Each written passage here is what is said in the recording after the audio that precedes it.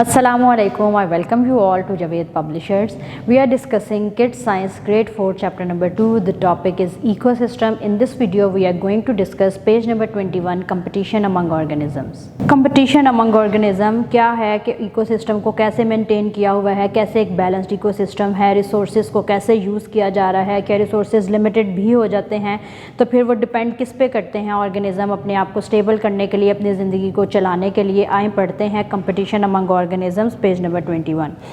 All the organisms living in an ecosystem depend on the available resources. These resources may be limited according to dependents or consumers. So, competition occurs between living organisms that coexist in the same ecosystem. अगर हम बात करें resources की, उन्हें food भी चाहिए, उन्हें shelter भी चाहिए, तो अगर वो resources जो हैं वो limited हो जाएंगे तो वहाँ पे competition आ जाएगा। जो ऑर्गेनिज़म जो है वो स्ट्रॉन्ग होगा, जो ऑर्गेनिज़म स्टेबल होगा, वो वहाँ पे क्या है वो डिफीट कर जाएगा और वो इकोसिस्टम में वहाँ पे एक अच्छा लाइफ स्पैन अपना गुजार सकेगा। This competition often occurs between members of same species due to limited resources in an ecosystem. The living things compete for food और प्लेस। किस लिए कम्पीट करेंगे? वो फूड और प्लेस के लिए। For example animals in the grassland में compete for grass and water. अब ग्रास लैंड में अगर डिफरेंट ऑर्गेनिज्म भी हैं और सेम स्पीशी भी है, डिफरेंट स्पीशीज़ भी हैं, तो वो किस लिए लड़ेंगे, वो किस लिए कम्पीट करेंगे कि जो उस ग्रास लैंड में ग्रास अवेलेबल है या वाटर अवेलेबल है। बिकॉज इतने सारे ऑर्गेनिज्म को at the same time feed करना जो है वो मुश्किल हो जाता है, तो वहाँ पे आ जाता है कि कंपटीशन है। जो तो उस चीज़ को कम्पीट कर जाएगा, जो उस चीज़ को स्टेबलाइज कर जाएगा, वो आगे फर्दर जो है वो उस इकोसिस्टम में स्टे कर सकेगा, और जो नहीं कर सकेगा वो क्या होगा कि वो उसका वहाँ पे रहना मुश्किल हो जाएगा, फीड करना मुश्किल हो जाएगा।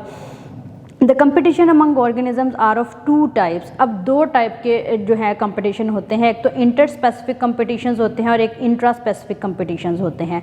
वो कंपटीशन जो डिफरेंट स्पीशीज़ के दरमियान हो उसको इंटर स्पेसिफिक कंपटीशन कहेंगे, और जो कंपटीशन जो है वो सेम स्पीशीज़ के डिफरेंट ऑर्गेनिजम्स में होगा उसको हम इंट्रा स्पेसिफिक कंपटीशन कहेंगे।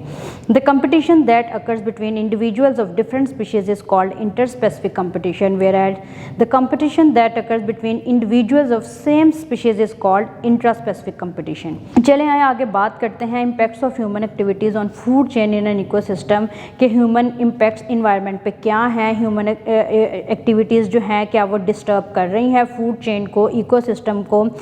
जैसे कि हमें पता है कि हमारी population दिन ब दिन increase होती जा रही है, industrialization बढ़ती जा रही है, pollution बढ़ती जा रही है, urbanization बढ़ती जा रही है, तो इससे क्या ecosystem disturb हो रहा है? क्या इससे food chain को जो है वो कोई प्रॉब्लम का सामना करना पड़ रहा है?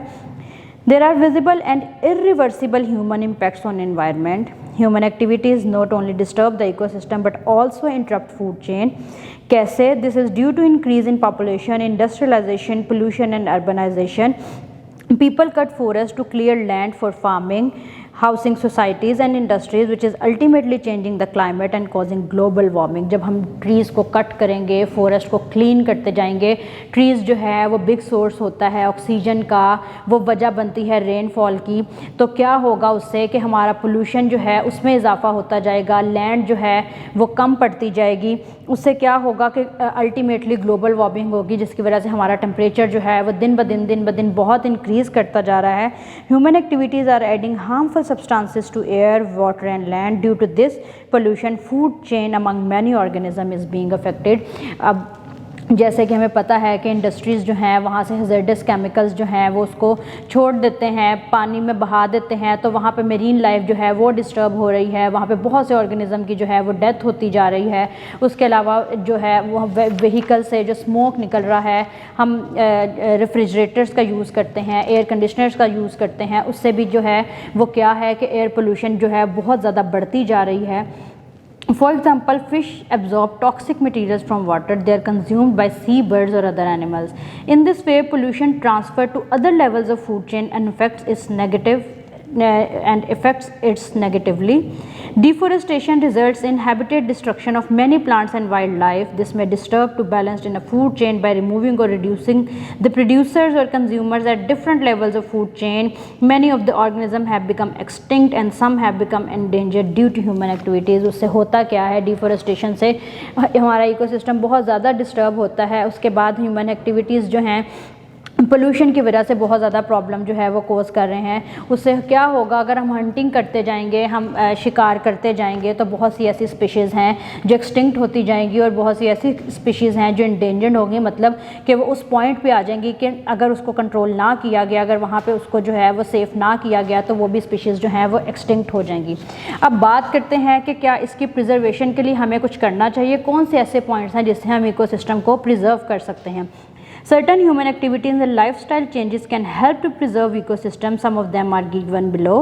Reduce, reuse, refuse and recycle are the 4 R's to conserve the natural environment. मतलब कि आप कोई भी ऐसी चीज़ जो है जिसे आप वेस्ट कर रहे हो सकता है कि वो जो है वो किसी और तरह से रीयूज़ हो सकती हो। आप रिसाइकल करो, आप रिड्यूस करो, आप रीयूज़ करो डिफरेंट चीज़ों को, तो उससे क्या होगा कि आप नेचुरल एनवायरनमेंट को कंजर्व कर सकते हैं। Volunteer for cleaning up in your area, heighten awareness about the importance of abiotic factors of our environment and how their excessive use can harm an environment. आप क्या करें कि कोई अवेयरनेस प्रोग्राम्स चलाएं जिसमें आप बताएं कि एबायोटिक फैक्टर्स जो हैं वो हमारे लिए कितने इंपॉर्टेंट हैं, हमारे इन्वायरमेंट के लिए कितने इंपॉर्टेंट हैं, हमारी सराउंडिंग को क्लीन करने के लिए कितने इंपॉर्टेंट हैं, और अगर हम उसका एक्सेसिव यूज़ करते हैं तो डेफिनेटली वो हमारी इन्वायरमेंट को क्या कर रहे हैं, हार्म कर रहे हैं, नुकसान पहुँचा रहे हैं।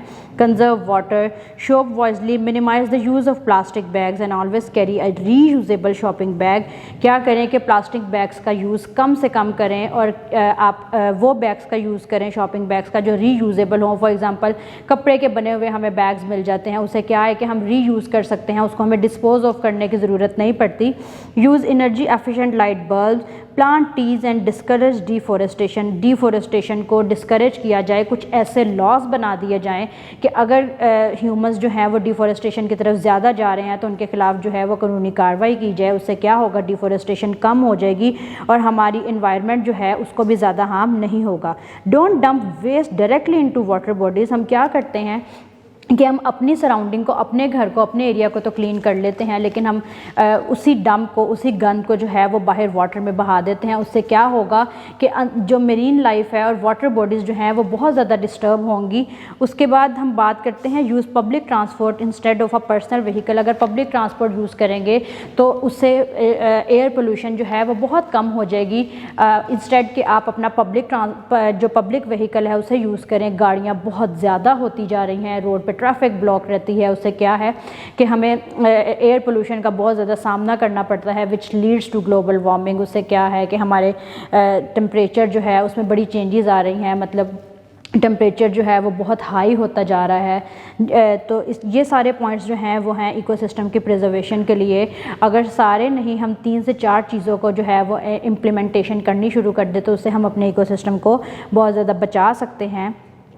आगे बात करते हैं कुछ ये इंटरेस्टिंग इन्फॉर्मेशन की। World earth day, this day is celebrated around the world on 22 April to demonstrate environmental protection. On this day in Pakistan lights are switched off from 8 to 9 at night. ये वर्ल्ड अर्थ डे जो है वो हर साल 22 अप्रैल को celebrate किया जाता है। इसमें हम करते क्या हैं कि रात को 8 से 9 बजे के करीब जो है वो लाइट्स बंद कर दी जाती हैं।